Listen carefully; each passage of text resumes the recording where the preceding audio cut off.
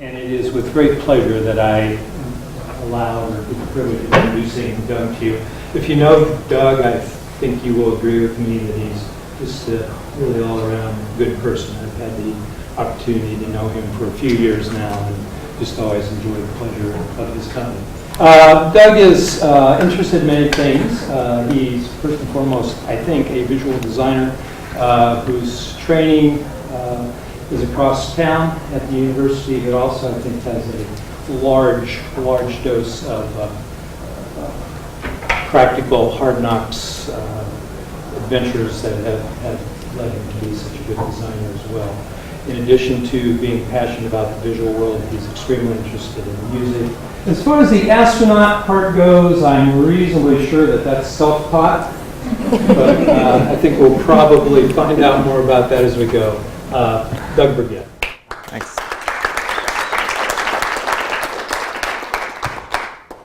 My name is Doug Burgett, and the title of my talk today is Designer, Artist, Astronaut. So really, what is this all about? As Larry said, my formal training is in graphic design. So I went to the University of Illinois, graduated with graphic design degree, and that is what I do professionally. I work at the university, and we'll get into my work and what that entails. I'm an artist at heart, meaning I have the tendencies of an artist, always have. I like to draw, just have always had the inherent need to create. So I like calling myself an artist, although I don't get paid for it. It's not my profession. It plays into my profession. And I'm an astronaut in my dreams only. Larry was right. I hope no one came to hear an astronaut speak today. I'm sorry, I lied. But I like saying that I'm an astronaut because it means, I think most people think, especially paired with designer and artist, it's made up. But I like the explorative type of thinking or association that happens with an astronaut. I think exploration, as you'll see as I talk today, is a key part of what I do. So I think if you read my bio, if you look at my work, you can kind of get a sense of who I am. But today, what I really want to talk about is the process of many things, and not just the process by which I create a graphic design piece, but I want to talk about process in its multifaceted definition. So what that means is the process by which this guy, which is me as a child, became this guy, this is like the college photo version of that other one, and then grew up to be this guy. So this is progression. This photo, I'll point out, every time I look at this, I'm amazed that those are not my hands, because the skin color matched so. I look at this and I actually think, when did I play the bongos? But it's just one of those sign things. But also the process by which this is my ultimate design that I drew when I was a child, evolved into the work that I do now. I want to talk about that process. I want to talk about the process by which we use devices like this, these small electronics that we can put in our pocket, to create photos, music, videos, not to consume that stuff, because it is a consuming device, but how we use this to create, without forgetting about tools like this, because these are near and dear to my heart also, and I like to use those to create, and the process by which things happen, and also the process by which something like this in all its verbose glory can be condensed down to its simplest form in something like this. And also the process by which multiple people can come together with different skills and collaborate to produce a website or something like this. I want to talk about that, because I think that if you look at the work that I produce alone and you read my bio, you get a sense of who I am, but the stories really exist within the process of how those things came to be. I like this quote, and I looked this up, and I thought, I had this written down, and I'm like, who said this? I usually write down who said it, and I couldn't find anything about it. So one thing said it was anonymous, but I hope I'm not leaving out some genius that said this. Maybe it was God. That's where it began. But I think there's a lot of truth to this statement. You know, we're focused on that end product. That's what everybody ends up seeing. Well, you don't get the story behind it, and a lot of times the process by which you produce something is a very gnarly process, and it's not very enjoyable. So we have to remind ourselves that it is important to enjoy that process or craft the process so that it is kind of it ends up producing what it's supposed to produce. So if the process was fun, hopefully the end result will also be, you know, fun. I also like this this quote, just for the reasons that I was just talking about. You see that end piece, and it is simple, you know, in the sense that you don't see the complications that came across it. Many times we'll create a design piece that we intended it to look or function completely different than it ended up functioning. It changed along the way for whatever reason. These things are interesting to me. I'm going to show you this. This is kind of embarrassing. This is me in high school. It's a nerdy photo. I was kind of nerding it up for the camera too. I am a nerd, but not as nerdy as this.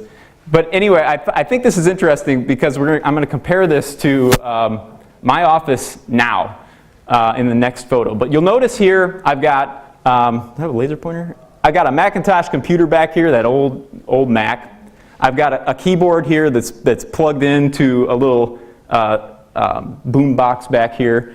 That's how I made music back then. It was like all live onto this tape. And I have a big speaker. I have some track and field medals up there. Also the Bulls poster. I was into sports. So you know, the team aspect has always been something that I think I got out of sports primarily at this age, but it's carried with me into my work. But then fast forward to, this is my office now at home. You've got the Mac, you've got the keyboard. This was fascinating. I discovered this because this is the photo that I was putting in the presentation, and I'm looking around and I'm thinking that maybe, just maybe, I've like time warped forward and this stuff has come with me. You've got, you know, something sports related here. You've got guitar. There was a guitar in that other photo. Speakers. It was just very strange to me how doing this talk and comparing my process of growth, I haven't changed all that much, it turns out. I still do these things and they still affect me, but I've grown with them. They've grown with me. I do them a little bit differently now. I see how they relate to other things that I do, and these things were all kind of oblivious to me at the high school age. So I'm going to back up and just take you through the process by which I discovered graphic design. I think you'll see some interesting things that happened through here. This is a photo that I don't know if I took this or my parents took this, but we used to go through long drives and we used to count how many deer we saw. I told my wife this one time and she said it was just thought it was the weirdest thing. I lived in some small dinky town and this is what we did for fun. But it was kind of fun. We'd see a lot of deer.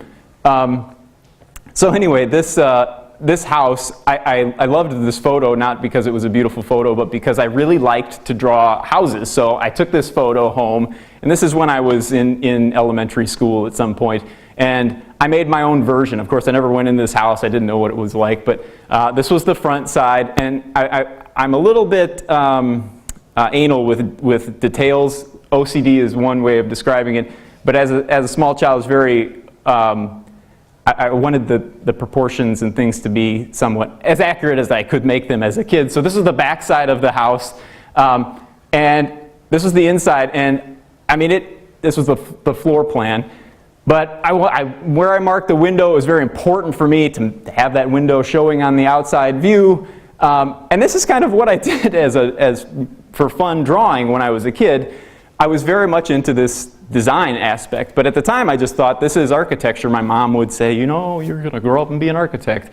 And she was in support of this so much that she got me the roller ruler. How many people know what the roller ruler is? Yeah. oh man, this changed my life. So I got the roller ruler and my drawings became a little bit more sophisticated. This was, I was done with the houses. I wanted to move on. This was a sports basketball stadium, first floor. I had multiple floors of this.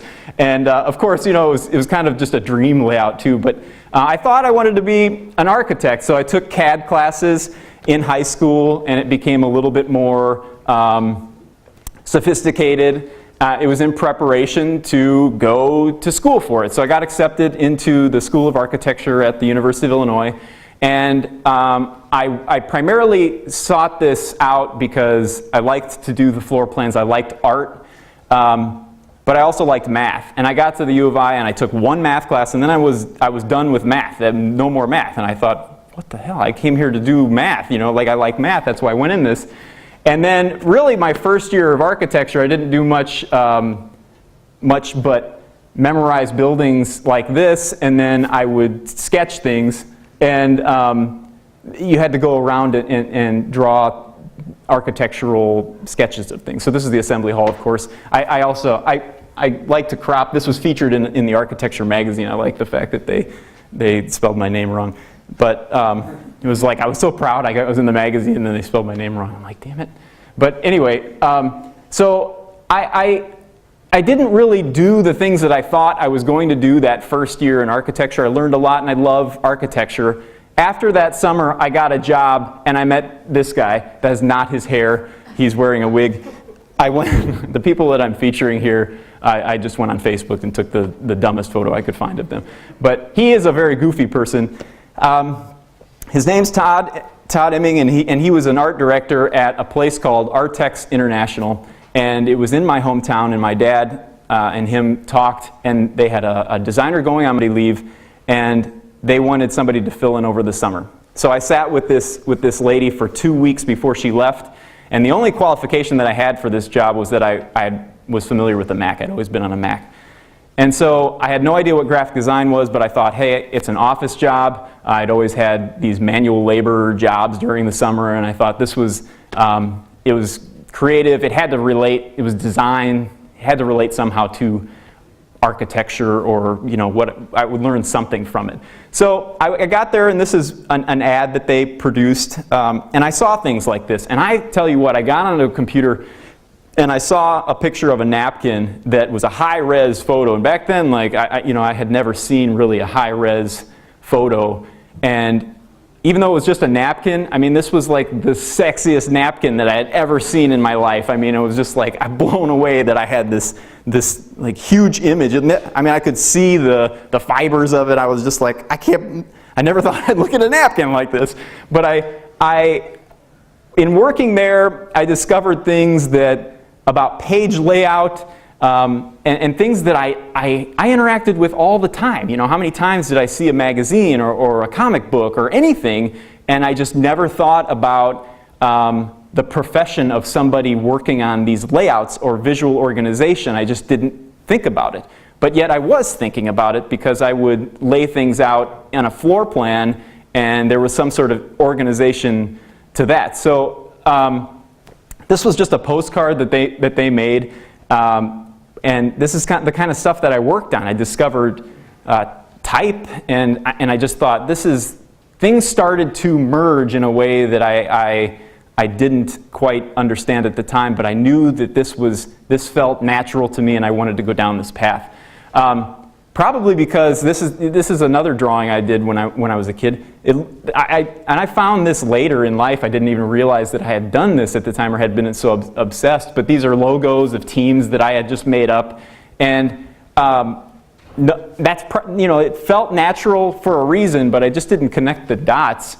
This is also a drawing I did when I was a kid of a shoe design that I came up with. I even sent a letter to Nike saying, hey, I've done this shoe design, you might want to use it. And they responded with a letter that said I needed a patent, and I was like, what? You know, I am a 14-year-old kid in the pre-internet era. I mean, I was doing layouts like of fake classified ads on my Mac. How the hell should I know how to get a patent? I was like, thanks, Nike. But anyway, we were doing designs like this at Artex, and it just again, they were a linen company doing these napkins, and I just thought, things make sense. To me, looking at this and what was missing in architecture was that, a photo like this that I would take all of a sudden had some sort of purpose. I could use and interact with photography like this. Drawings that I would do, there was some sort of artistic element in design. I might not make a design that looks like this, but there are elements that connect it. I was doing some sort of artistic process, which really, really spoke to me. And then you see this in design. This is a book cover of a book by Stephen Sagmeister. I like this cover, and I like him because he merges art with design in a very unique way. But design has those elements coming together, and that's what spoke to me, and that's what I still like about design.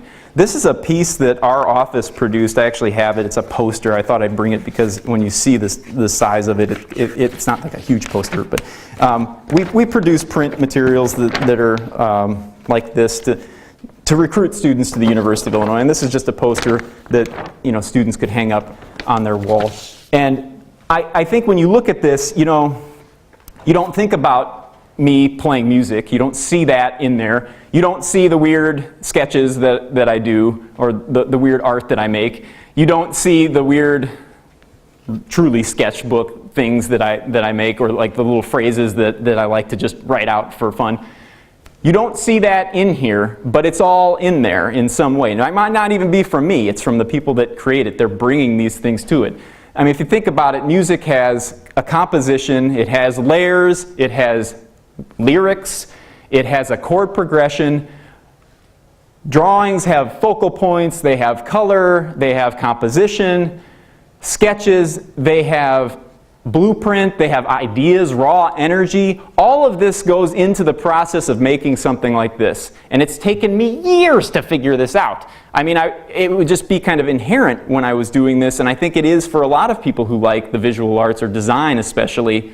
But to connect all these dots, and as I go and through this presentation, you'll see that merging these worlds of art and design have been a struggle, and it's just confusing at times how these things come together.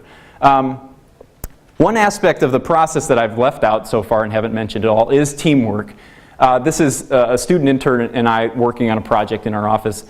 We have a team at work that is phenomenal, and a lot of them are here today. But they contribute to this process in ways that you can't work in a bubble. A lot of designers, freelance designers will work on something, and you can produce something by yourself.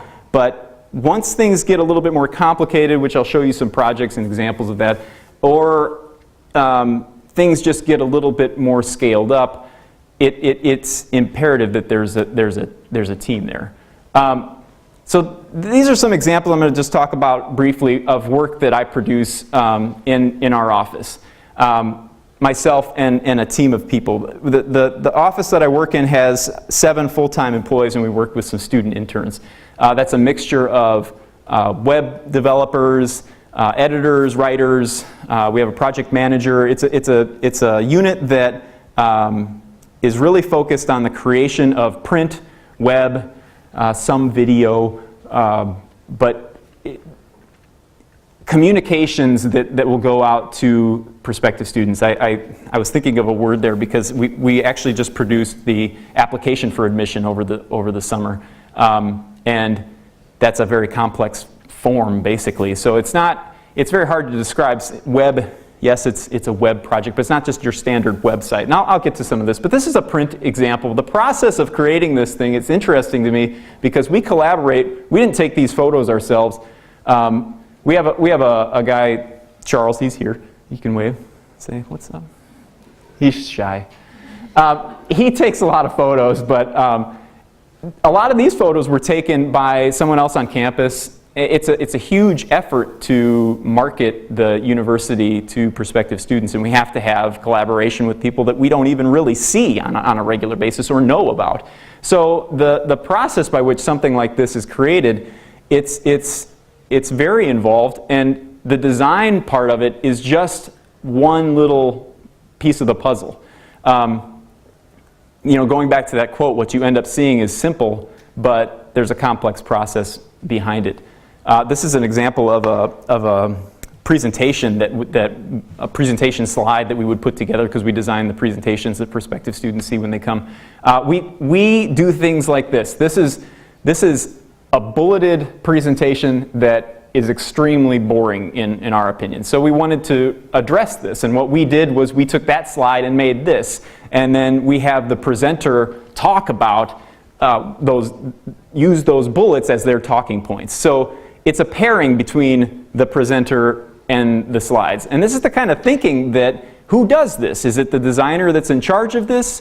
Is it the person who is presenting that has this idea? These ideas just blossom, and then you don't know where they're coming from, and you have to run with them, whoever has them, or discuss them, and then this team comes together to actually produce it. And there's a lot of process that goes into that, back and forth, to make these decisions. This is another example of a slide that we had in there.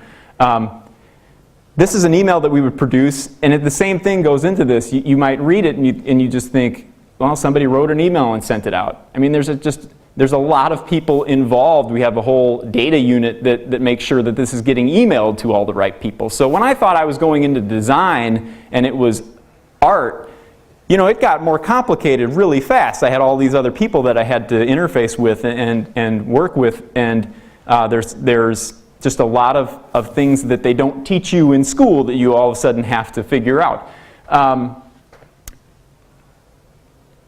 We do stuff with social media. This is our Facebook page. Design-wise, I mean, we might put the right images on there, make sure we have the right branding, but there are a lot of people, these people are also here, that are focusing on what this is saying, when it's saying something, the strategic messages that we're putting out through there, and how we can be strategic with it but still be fun. I mean, with a social media page, we don't want to be over strategizing it, but at the same time we don't want to just be shooting arrows in the dark.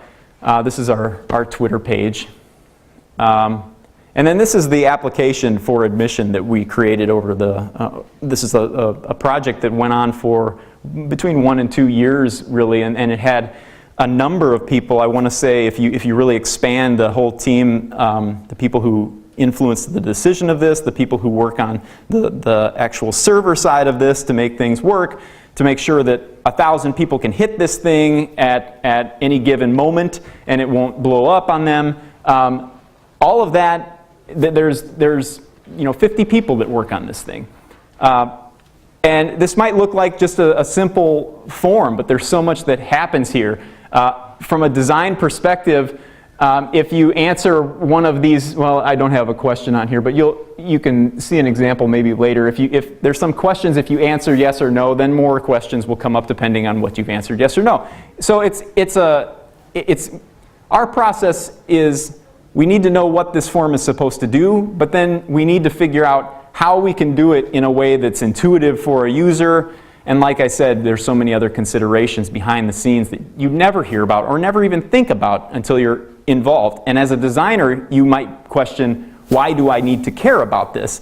But you need to care about that just like the other people need to care about what you're doing. It's all pieces to the same puzzle. It's a responsive form, so it was very important for us to make it available to students on mobile devices so that they could apply through a mobile phone. A lot of people, when we were doing this, questioned why would a student ever want to fill out an application for a university on their phone. But I do a lot of things on my phone. I'm assuming that people would want to do at least a portion of their application on their phone. They can fill out simple things on there and save it for later and have 80% of their form done just through their phone when they're sitting in the back of the car.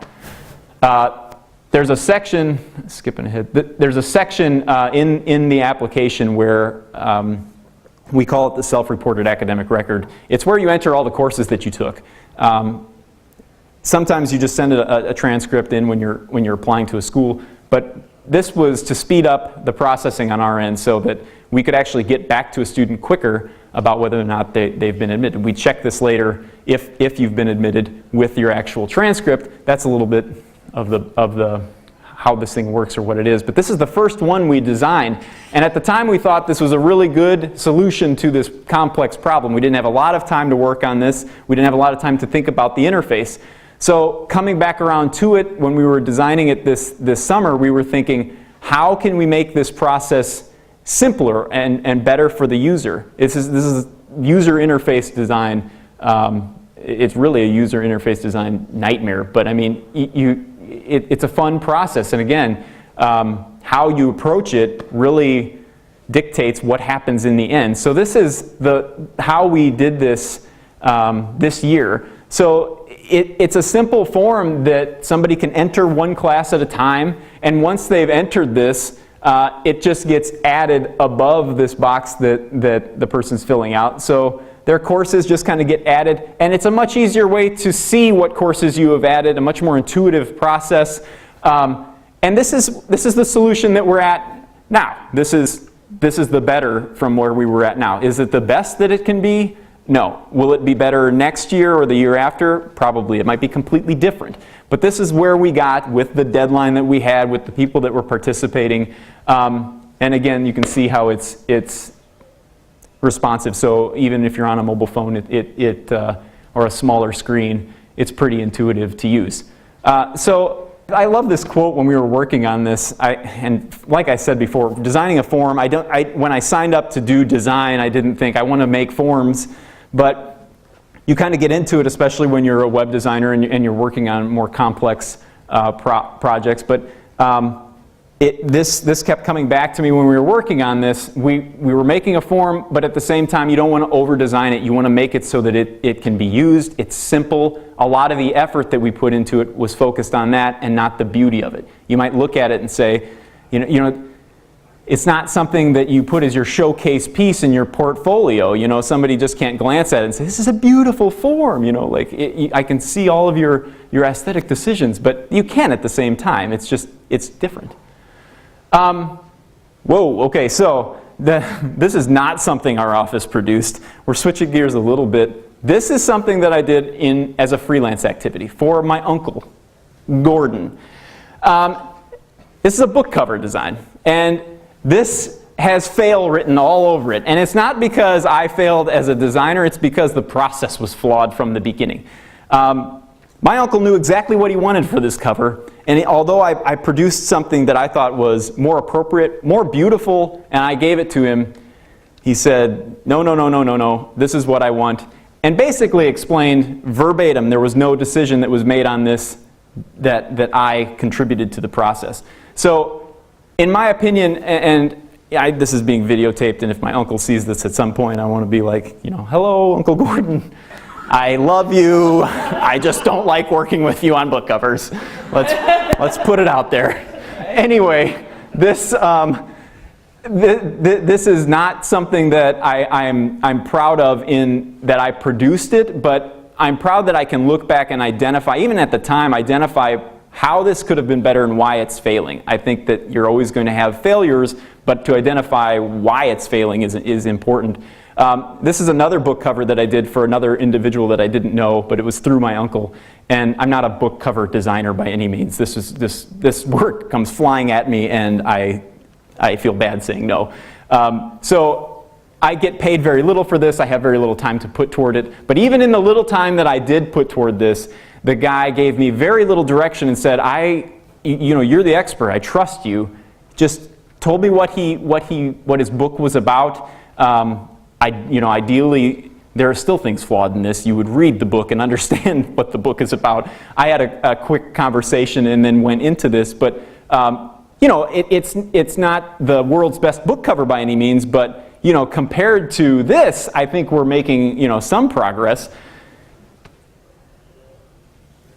I do work for my dad as well on the side. He owns a company called the Burgett Group. This is his website. The point of showing you this is to say that working with family is another layer of complication in the process. It's not always the easiest. My dad is also one of those people who kind of says, just, I trust you, do what you have to do, but these are the things I need. So it's a pretty decent process that we go through. My sister, this is actually interesting. This is a cookie venture that my sister went on called the Cookie Cabin. And she had this kind of sketched out on a piece of paper. And much like my uncle had kind of something sketched out ahead of time. But the difference was her idea was actually pretty decent. So I ran with that and I embellished where I thought necessary. But the process, this was very quick. It was back and forth, but it was very quick. It could have been a much more drawn out process. We could have gone back and forth and made this a lot better. But the process, I think, her working with me in a very efficient way and a very direct way, it had good results. I also like to collaborate with my wife, who is here. She's a graphic designer, Vanessa. She actually did a Meet the Pros talk before a couple of years ago, a year ago, on video stuff. But we collaborated we collaborate often, but not necessarily like this all the time. This is a photo shoot that we're doing in our dining room for what I'll tell you in a minute. This is the process. I thought it would be interesting to take a photo of what we're doing and then show you the photo that came out of it. We wanted to set this up as a Scrabble game, and the winning moment for somebody and the losing moment for the other. But a lot of thought went into the details of it. But this too was relatively quick. But the collaboration, I mean, even though it ended up taking maybe a couple hours tops. Outside of maybe messing with the photo, but it was an interesting process, and I think we both learned things from it, or just collaborating with somebody that you don't normally collaborate with like this in a photo shoot, because we're both designers, we both have done photo shoots. It was kind of nice, and we did a presentation. It was called 20 Collaborations in 20 Days for the Pachukcha night not so long ago. And that was one of our collaborations. And we just talked about these collaborations and kind of what came out of them. So it was rooted in process, but it was also rooted in this idea of two people coming together. And sometimes we would butt heads on this, and sometimes we wouldn't. But that's just the nature of the creative process. This is an album that I produced with this guy, who is also here. He is a crazy Norwegian fellow. We made this music album, and I didn't really know what I was doing with home recording, so he told me quite a bit about how to set this up and how to do it. And that's really a whole nother story, the music process in itself. But I want to talk about the cover, which another our photographer friend up there, Charles Hannon, helped us out with. He painted this, and originally that was going to be the cover. But when he took a photo of it, he took a photo on this piece of cardboard that he had painted on. We ended up actually leaving the cardboard in there when we did the design. We thought it added a little bit of a different complementary color in there. It was just kind of interesting because this album was about process. What we did in this collaboration was we had one set of lyrics, and then Thomas would take the lyrics and make his songs, and I would take the lyrics and make my songs, and we didn't know what each other was doing. So there's 5 songs on this album, but actually 10 songs because there's 5 that he made, 5 that I made. And it was kind of the songwriting process if you just start with lyrics and a look at that and how that can play out, I guess. So it was interesting to show the process of actually creating the artwork. This was an album that I just did by myself. This is just a shameless plug right now, so stpaulsvoltageparade.com, check it out. I actually collaborated with, there wasn't much collaboration. I had Thomas help me with some editing, mixing, and stuff like that, and then I had somebody master it. But I collaborated musically only with this guy. His name's Phil Clark, and he came over and played didgeridoo on a track. How many people know what a didgeridoo is? If you don't know what a didgeridoo is, it started in, I think it's rooted in native Australian culture. So it's not a real popular instrument. I mean, when little Tommy wants to sign up for band, he's not like, I want to play the didgeridoo. But it's a really cool instrument, and if you listen to it, it's got great sound. It was a fun collaboration. So I think This quote, some of these quotes are from the Creative Process, the book, which is a fantastic book. But I like this quote, and it transitions nicely to the last part of this presentation. But I think one of the major conflicts I've had is that when I'm designing, I have a target audience in mind. I have objective decisions to make. It's all rooted in not what I want necessarily, but what is appropriate for how this is going to function in the end. When I'm making art, I'm trying to separate myself from that as much as possible, but I like this quote because it kind of speaks to that difficulty in separating what you're creating from who it's going to be viewed by. These are some videos that we're transitioning now into just pure ridiculousness. This is the art that I will make on the side for no reason. I have family members who ask me if I just don't have anything better to do with my time, or what the ultimate purpose of these things are. I have no answers. I do like to say that I do have better things to do with my time, but this is not something bad to do with my time necessarily. But these were just videos that I had made for the web. In hindsight, looking back at these things, I think they're funny because some of them would make good Vine videos, which Vine was not around then. There were no good ways to post these videos at the time when I was making them. It's not a terribly collaborative process for me. I usually create these things just sketching, drawing, just have an idea and just want to make this. But this is Charles, the guy I work with, and he suggested going to a coffee house once and just drawing. And we went there, and it was kind of interesting because you see him drawing something, and it might inform what you do. He actually made a very nice pencil sketch because he's a very good artist. Me, on the other hand, I just pasted a bunch of crap together and then outlined it in markers. And this is what I like to produce in my sketchbook. I took old Game Boy booklet and cut it up and pasted it in here. I like to use things like this, but there was no point to this. And the fact that it's even being seen is kind of ridiculous because it really wasn't produced necessarily for an audience. It was just produced to not think about decisions. If I wanted to scribble this guy outlined in green, I just said, I'm going to scribble him outlined in green. I don't really care what the effect is in the end. I'm just going to do it. I feel like doing that. Or like putting wolves in the corner over here. There was really no thought behind that. I had some pictures of wolves and I had a corner to fill, so I just put them there. And that to me is kind of interesting, and it comes back to things that I do on a regular basis because I think I'm getting things out of my system and I'm learning about myself as I go through this.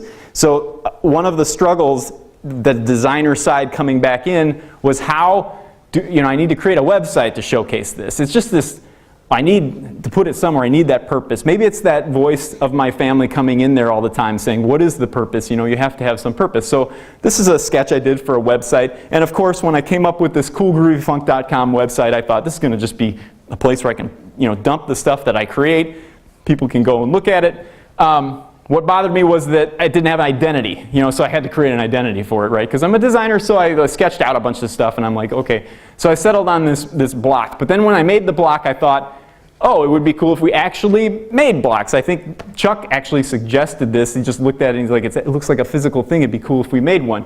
So I cut a piece of wood and I started making it. It went back to art now, even though what started this altogether was just the designer in me saying I need some sort of identity for this, which I don't know if I do or not. I learned screen printing throughout this process. I did not want to learn screen printing necessarily. I just thought, oh, that's the only way I can do this, so I'm going to do it. And I bought a book, and then I bought the stuff, and this is the only screen printing thing I have ever done, and I still own this crap. But we made blocks, and they turned out great. And then I had blocks, and nobody wanted a block, so it's like, what do I do with these blocks? The website ended up looking more like this because I think that sketching quality that I just lost it because I thought, I needed to make it a little bit more refined and formal for whatever reason. And what ended up happening was it wasn't showcasing my work alone. I would collaborate with other people and have them send some artwork, and we had this idea that you could sign up and get email sent to you, or art, excuse me, sent to you in your inbox. So anything that we would share here, if there was a subscriber, they would just get art daily, or it wasn't daily, the slogan was art whenever we felt like it, because we didn't post daily. But on the cover of the splash page for this website, there was always an object. You can see that there's a kind of a repeat pattern on the background of this. The splash page always was the object, and then some sort of fragment of that object would be the repeated background. So, and it always said, this is a website, and that's all it said on the coolgroovyfunk.com homepage. So I made a bunch of objects, some more interesting than others, that said, this is a website. And I had Chuck take a photo of it on a nice white background, and we put it up there, and you'd click on it, and I don't know if anyone got any kind of kick out of this, but me, I was thinking this was hilarious. We have an object on there that says this is a website. It's painted on an object. It's not a website. And there's no purpose to this. And what ended up happening was I collected a lot of objects that had time and energy put into them. They were art, and nobody wanted them because they say this is a website on it. It's like the most ridiculous thing in the world. I didn't even want to hang them up, because then on the wall you have something that says this is a website. It was kind of a bad idea, but I learned things throughout the process. And on the side, I had my own personal website going on. So I had this coolgroovyfunk.com website that I thought was a great idea, and whatever called me to do that. But then I had this dougburgett.net website that I just had created for a portfolio at some point in my early career. And I started the web designer in me really wanted to create something that was more web centering on web exploration, I guess is the best way to say it. So I created a blogazine, is what they refer to this as. But it was a blog that each post I would put up was designed differently. So there was really no template to this. The template was only in the main structure of the site. So the identity at the top and kind of a navigation that was out of the way. But each post had a little bit of different art direction to it that was kind of specific to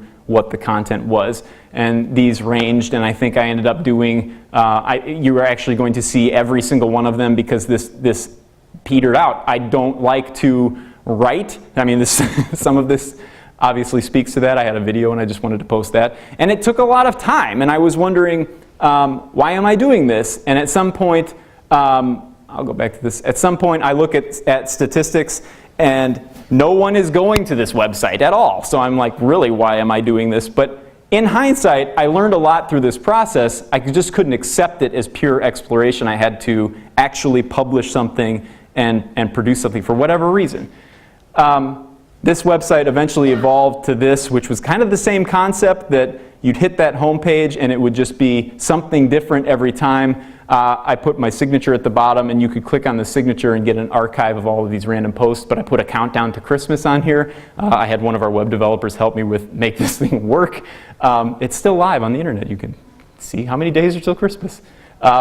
I took a photo and just wanted to post it, not in your typical like share this on Facebook way, but make a layout that worked with the photo. Then it started to go into CSS exploration. I wanted to make a 3D type with CSS, pure HTML 3D type that's not an image.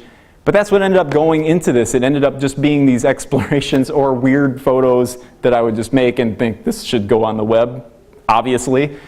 And there's the archive. But this was like a random design quote generator. So this page, that's all it did. And here's the archive. And those are all the posts that ever existed. It went from November 2010 to August of 2011. And through that time, obviously not a lot going on there. And I don't stick with these things, though. I get bored with them. I kind of did it. I explored that. I don't care to then carry it into the category of maintenance. It's lost its luster, and I want to move on to something else. This is what my website currently looks like. There's a paragraph down at the bottom. It's one page. I've simplified this. This was an exploration in responsive design. Will it be like this next week? I can't guarantee it will. I don't know what I'm doing with these websites. They just kind of ebb and flow with with me and the process of what I'm going through. I did create a blog on the side, which is called everydayexploits.com, and we do have a summer lunchtime kickball league where I work, which is cool. But this is basically just things that I like to share. So if I find something worth sharing, I put it up there. And there's not much thought to it, and I have just vowed that I'm not going to kill this blog. I'm going to just continue to share things, and if I look back on it someday and think, this is a ridiculous project, I can't believe I've kept it up, so be it. At least the goal was maintained, and that was to kind of stick with it and just post things that I think are worth keeping an archive of. Yeah, so I'll end with this. I don't know why, but I feel like I said, where the process will take me with design or art and how these things merge, it's a constant process. I'm in that process all the time. There will never be the end result of me until I die, and then hindsight is 20/20. I can look back and make sense of it. But right now I'm in the thick of it, and that process I just have to focus on enjoying it and taking things for what they are. I'll end with this quote. I don't write poems really, I write songs, but I loved this quote by Amy Lowell, and I think it speaks volumes to where that process kind of, you lose control of it. There's just such an unconscious process that exists.